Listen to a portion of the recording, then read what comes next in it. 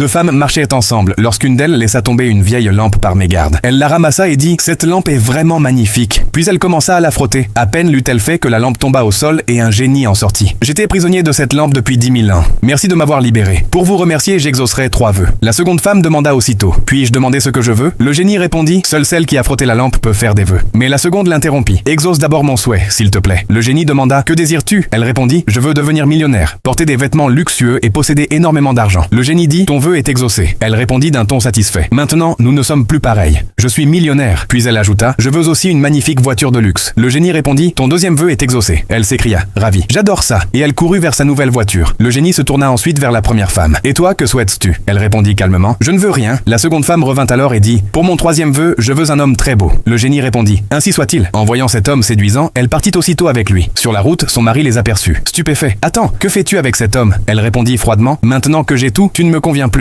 Le mari dit « Je vais voir ton ami pour comprendre ce qui se passe. » Lorsqu'il arriva auprès de la première femme, le génie prit la parole. « Je vais tout expliquer. Ta femme est partie avec son nouvel amant. » La première femme demanda « Pourquoi as-tu fait cela ?» Le génie répondit « C'est exactement ce qu'elle a demandé. » Le mari, accablé, murmura « Je ne me sens pas bien. » Le génie se tourna alors vers la première femme. « Je t'accorde un vœu supplémentaire. Demande ce que tu veux. » Elle répondit « Je souhaite seulement que mon petit frère guérisse et puisse remarcher. » Le génie dit « C'est fait. » À cet instant, elle reçut un appel de sa mère. « Maman, mon frère va bien ?» Sa mère répondit « Oui, il est complètement guéri. J'arrive tout de suite. » Le génie lui demanda avec curiosité « Pourquoi n'as-tu rien demandé pour toi ?» Elle répondit « Tout le reste peut être obtenu plus tard. Rien n'est plus important que la santé. Merci infiniment. » Le génie répondit « Ne me remercie pas. Remercie Dieu. C'est vers lui que nous nous tournons. C'est lui le créateur de ce monde. » Puis il ajouta « Moi aussi j'ai un souhait. » Elle demanda « Lequel ?» Il répondit « Rencontrer une femme qui m'aime telle que je suis. » Sais-tu qui c'est ? Qui ? Toi. Elle répondit surprise « Mais je ne suis qu'une femme ordinaire. » Le génie répondit « Peut-être, mais ton cœur est beau et tu te soucies des autres. » Elle dit alors « Mon ami t'a menti. En réalité c'est moi qui ai frotté la lampe. » Le génie répondit « C'est pour cela que je suis tombé amoureux de toi. Maintenant, regarde ce que je vais faire à celle qui a menti. » Il ordonna « Recule, jeune femme insolente. » La seconde femme répliqua « Ta magie est fausse. » Le génie répondit « Tu n'as jamais frotté la lampe. Ton enchantement est terminé. » Il lui retira ses vêtements luxueux, lui fit voir son reflet dans un miroir et elle cria « Qu'as-tu fait de moi ?» Le génie répondit « Tu n'as pas su apprécier ceux qui t'aimaient et tu t'es montré avide. Voilà ton châtiment. » Puis il se tourna vers la première femme. « Maintenant, allons ensemble dans un bel endroit. » Il lui tendit la main avec un sourire et elle le suivit en toute confiance. La seconde femme cria alors « N'oubliez pas d'envoyer des bénédictions sur le prophète, de mettre un j'aime et de vous abonner. »